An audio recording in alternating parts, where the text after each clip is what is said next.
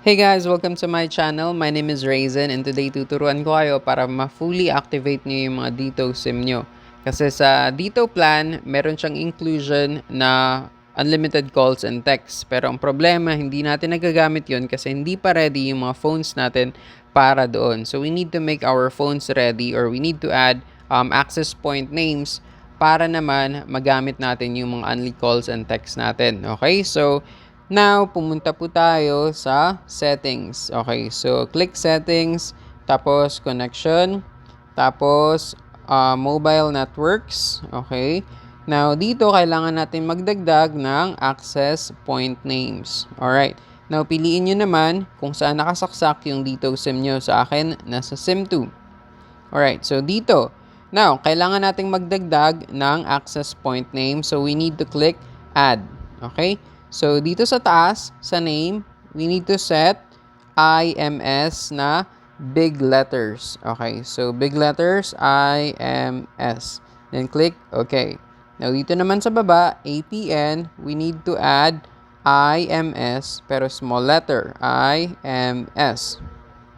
Okay, next. Dito naman sa type, okay, dito sa APN type, by default, may nakalagay dyan, default. So, i-change nyo lang yan into IMS.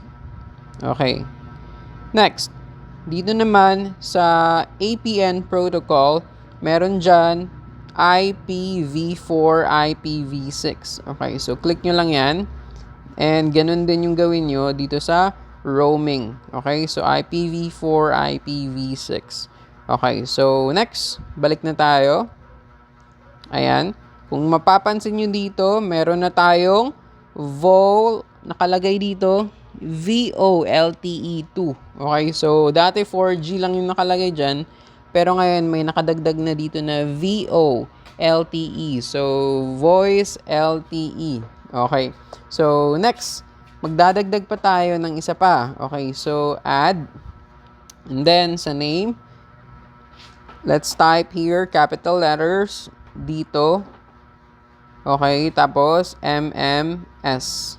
Alright, next. Okay, sa APN, type nyo dito, MMS.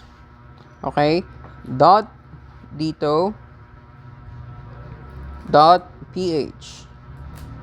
Alright, next, puntahan naman natin ngayon yung type, APN type. By default, may nakalagay na default. So, you need to change that to MMS. Okay?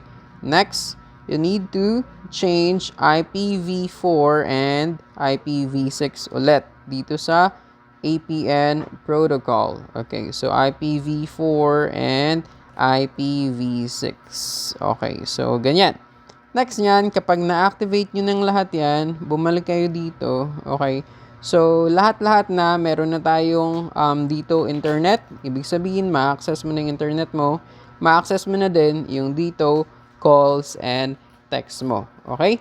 So, ayun lang. I hope na nakatulong itong video na ito and subukan yung tumawag sa mga kamag-anak nyo or sa kakilala nyo na other networks aside sa dito para masubukan nyo yung unlimited calls and texts na meron dito. So, thank you guys for watching. Have a great night.